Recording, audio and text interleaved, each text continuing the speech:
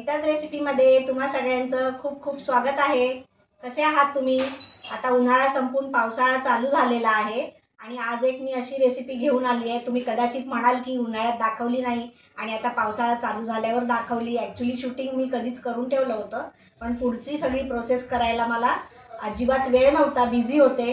पण काही हरकत नाही, ही अशी रेसिपी आहे की तुमच्याकडे जे स्टोअर केलेलं असेल ना, तर त्यातून पण ही तुम्ही रेसिपी करू शकाल। तर अशी ही सगळ्यांची आवडता म्हणजे आंबा आहे आणि आंब्याचं सांदण ही कोकणातली पारंपरिक रेसिपी आहे। फणसाचं सांदण तुम्हाला माहीतच असेल आणि आंब्याचं सांदण पण तुम्ही काही जणांना माहिती असेल, काही जणांना माहीत नसेल, पण खूप छान बनतं। आणि अशी ही सुंदर रेसिपी आज मी तुम्हाला कशी करायची ते दाखवणार आहे। दोन प्रकारे करू शकतो। आज मी फटाफट कशी होईल हे इडली रवा वापरून दाखवलेली आहे। पण ॲक्च्युअली तुम्हाला इडली रवा जर वापरायचा नसेल आणि अगदी पारंपरिक पद्धतीने कशी करतात, तर तांदूळ स्वच्छ धुतात। फक्त बासमती तांदूळ घेऊ नका, बाकी कुठलाही तांदूळ तुम्ही घेतलात आणि स्वच्छ धुवून चांगल्या फडक्यावर वाळवून आणि पूर्ण तो सुकला एक 8-10 तासांनी की त्याच्यानंतर कढईमध्ये थोडासा भाजून घ्यायचा, लाल होऊ द्यायचा नाही अजिबात। आणि मग त्याच्यातनं दळून तो रवा काढायचा आहे। मिक्सरवर करा किंवा गिरणीतनं दळून आणा, पण रवा पाहिजे तो तसं। तर मी आज तसं न दाखवता मी इडली रवा वापरून तुम्हाला दाखवते, पण पारंपरिक ही पद्धत आहे कोकणातली। तर आज आपण पटकन करतोय आणि आता जरी आंब्याचा सीझन गेला असेल किंवा आंबे एवढे मिळत नाही, पण हापूस आंब्याचा रस हा खूप जण आपल्याकडे साठवून पण ठेवतात। तर तुम्ही आत्ताही ती रेसिपी करू शकता। तर आता फार वेळ न घालवता पटकन सुरू करूया। आता इथे हापूस आंबे मी घेतले होते आणि त्याचा 2 कप रस आपण घेतोय आंब्याचं सांदण करण्यासाठी आणि 2 कप इडली रवा घेतलाय मी यावेळी। तुम्ही तांदळाचा स्वच्छ धुवून आणि त्याचा रवा काढून मिक्सरमध्ये घेऊ शकता। 1 कप पिठी साखर घातलेली आहे, छान मिक्स करून घेतलेलं आहे। आणि आता काय करायचं आहे, हे मिक्सरला थोडंसं अर्धा कप पाणी घालून छान एकजीव करून घ्यायचा आहे हा रस आणि रवा, म्हणजे थोडंसं छानपैकी एकजीव होईल।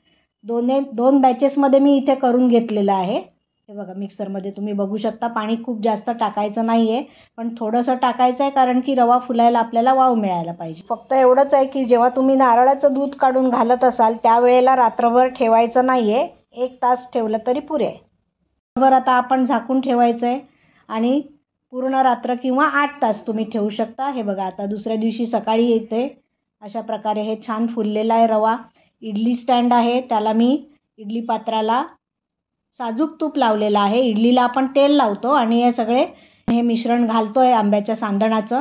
कुकर मी अगोदरच पाणी उकळवायला ठेवलेलं आहे आणि एक हे ठेवलं आहे, ही दुसरी बॅच ठेवलं आहे, एकावर एक 2 असे।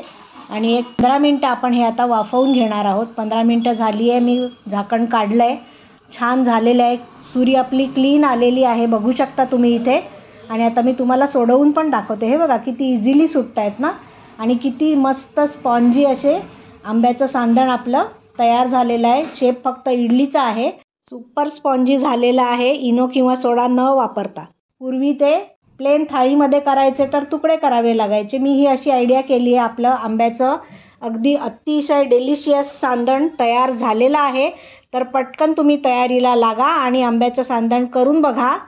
आणि या बॅटरमध्ये मी थोडीशी वेलची पावडर पण घातली होती। तुम्ही हवं तर हे सांदण नारळाचं दूध घालून पण करू शकता। मग जेव्हा तुम्ही पाणी घालणार त्याऐवजी नारळाचं दूध काढून घालायचं।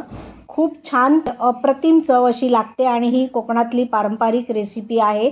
तुम्हाला आवडली असेल तर नक्की लाईक करा, शेअर करा आणि कमेंट करायला विसरू नका। चला तर आता पुन्हा भेटूया छानशा रेसिपीसोबत। आणि तुम्ही अजून सबस्क्राईब केलं आहे की नाही, नसेल केलं तर चला पटकन करा। अशाच छान छान नवनवीन रेसिपीसाठी कविता रेसिपीजला कनेक्टेड रहा। बाय।